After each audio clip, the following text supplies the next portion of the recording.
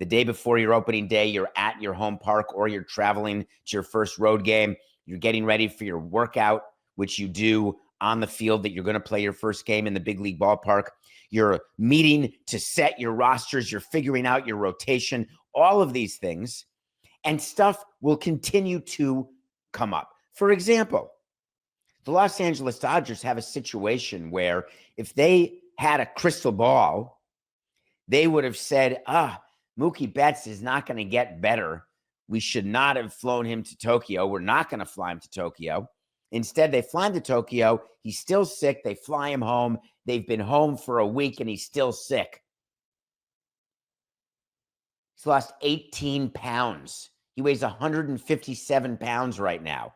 Mookie Betts is not going to be ready for opening day under any scenario. There has to be a roster move made. They'll put him on the injured list. They can make it retroactive to 5 days before the season starts. Those are the rules, unless they've changed, which I don't think they have, Coca.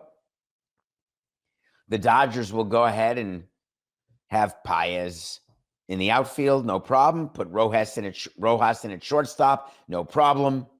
Everything's fine with the Dodgers. But you're going through all of these different changes that you didn't think you'd have to make. Decisions that you knew were forthcoming, and you're thinking, are we really going to have Jordan Montgomery on this team? The Arizona Diamondbacks have spent the entire offseason trying to trade Jordan Montgomery. Yankee fans remember him. Cardinal fans remember him. Jordan Montgomery is the player who signed that huge deal with the Diamondbacks, was terrible last year, had like a +6 ERA. He's now getting about $22 million, and the owner said it's the worst contract he's ever seen. Previous Nothing Personal episode. I told you, wait to see. He won't start another game for the Arizona Diamondbacks. My wait to see was they're going to release him or trade him for sure. But now what the Diamondbacks announced is, well, we can't really find a trading partner. So instead, we're just going to name Brandon Pfaadt, put him in the starting rotation, and move Jordan Montgomery as a $22.5 million long reliever in the bullpen. Can you imagine the crystal ball that Derek Hall, the president of the Diamondbacks, would like to have had in order to not have allowed the signing of Jordan Montgomery? We all would like the crystal ball to redo what we do wrong, or the crystal ball to do more of what ends up working. The whole concept of crystal ball is used as an excuse by people to explain their inadequacies. How could I have known blank? Therefore, how could I be responsible for the actions that led to a bad result? Who would have known that Mitch Haniger was not going to work out? I wouldn't have traded for him. That's what the Mariners are saying. Instead, they have to release him with $15.5 million left on his deal. But if I had a crystal ball, why ever would I make that trade? I'm not a crystal ball guy. Are you? Isn't that just a really cute way of giving someone an excuse? We spend so much time in the front office going through different possibilities of where we see players, where we see a lineup, where we see the best use of pitchers. We talk about our minor league system and how we want to teach our minor leaguers to do it the way our big leaguers do. So we have one system throughout. We're going to be one unified group, and we're going to hire 50 people to execute the vision that we have at the top that bleeds down all the way to the bottom of the bottom minor leagues. We're going to care. We're going to fight for each other. We're going to fire our strength coach and our trainer and hire a new one in order to limit injuries, because that's got to be the issue. When our players get hurt, it must be that we're not taking care of them properly. When we make a bad trade, we must have a bad process. Let's work the problem, folks. Let's work the process. Let's get more people involved who have computers, who have analytic tools, who can tell you when you're going to win a trade and when you're going to lose a trade.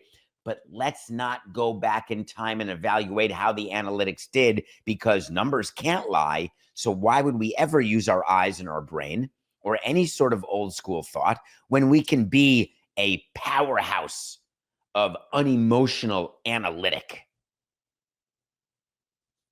The reason I'm worked up on a random Monday about this is you look at what's happening in MLB, you see that players are hurt, players are not performing, and then you wonder, but I was told for sure that we're allocating resources to help eliminate these things.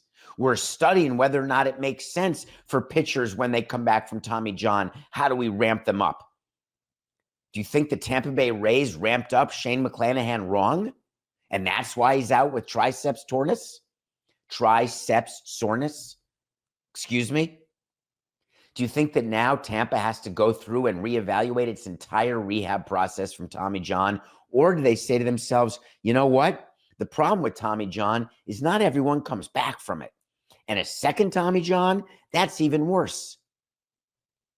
You think it's like a coincidence that Shane McClanahan is having this sort of setback after having what they called a total normal spring? Everything was great. And now he's got nerve irritation in his left triceps. You know what that means? Do you know where your left triceps is? Just for fun, if you're watching this on the Nothing Personal with David Samson YouTube channel, you've got the biceps. Look at my huge biceps. Like Stephen Graham. Triceps. Oh, look at that. I'm flexing. It's as straight as the equator. Nerve irritation. Where do those nerves come from? What is the elbow involved in that? No. Maybe it's just the shoulder. Whenever I got a call from our trainer or GM that we had a nerve irritation problem, that was code word for 6 weeks minimum. I don't know. Maybe it's me, Coca. Maybe I took my I'm not going to be cynical pills and they turned out to be placebos. Maybe I'm having flashbacks to what it is to start a season when you know you don't have the team that you put together, and every year you say it's not going to happen this year, and it happens every single year.